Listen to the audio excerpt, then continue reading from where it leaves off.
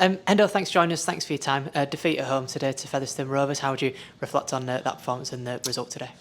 I think it's a game that it's got away from us, really, mate. I think it was an opportunity missed. Yeah, obviously proud once again of the effort from the players, but yeah, just disappointed that we didn't have enough in us to get across the line. I thought first half, I thought we executed the plan that we had in place. You know, we were disciplined with that.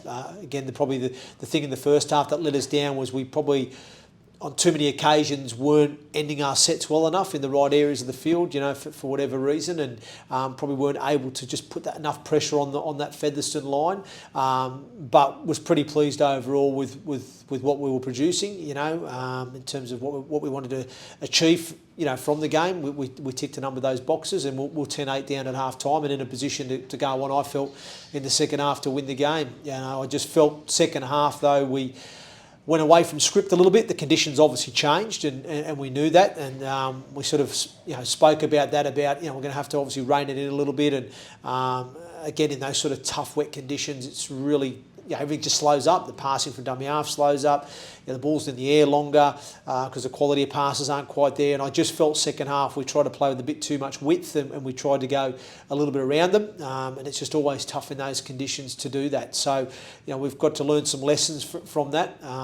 You know, and hopefully we learn next time if we're in a position like that where weather changes or we're in a wet weather game, we just have to just rein it in a little bit and play a little bit more methodically. You know what I mean? So again, that's probably what let us down second half. Our ball control wasn't good enough. We put ourselves under a little bit too much pressure, and I just felt we went a little bit away from what we were doing well in the first half. You know, and tried to sort of go around them really in those tough conditions. You just can't do that. So, you know, but hopefully we'll learn those lessons and we can bounce back.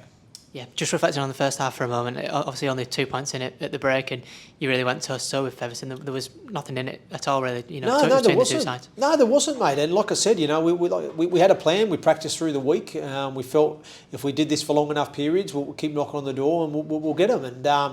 And like I said, we did that really, really well in the first half. Like I said, we probably just didn't you know, turn the ball over enough on our terms consistently in the first half. We'll finish in the right areas of the field enough. And that was the area we spoke about at half time. We just need to fix that up in the second half around a little bit defensive work, because they started to get a little bit of offload on us in the last sort of 10 minutes. So we spoke about those two things, you know, about making sure we end our sets better and also stop the offload game that was starting to come in at the back end of that first half. And then second half we went out and, like I said, I just felt our ball control just wasn't good enough because we just weren't disciplined enough to stick to that process and stick to that plan, and went away from it a little bit. And sometimes that happens when you're feeling a bit of pressure and you're trying so hard because you just want to score points and win the game. And sometimes you just have to, you know, be patient, and it might take to the 78th, 79th minute before you break them and get the job done. But, you know, unfortunately, yeah, we just didn't have enough in the second half to get across the line. And there was a really big period partway through the second half where I think we went 3 back-to-back errors, and that, you know, that put us in the, you know, under a lot of pressure, and Featherstone were able to capitalise on that. So, but once again, you know, it was a fantastic effort. You know, the boys certainly kept competing and they kept turning up for one another, and yeah, but unfortunately we weren't able to put enough pressure on Featherstone in the second half and get the job done. Yeah, as we discussed pre-game, obviously this is the start of a big week. Obviously you go again Huge week. Only a couple of days' time away at Whitehaven. First of all, any sort of knocks that you know of from today, obviously leading into that? Oh, we'll just assess at the moment, mate.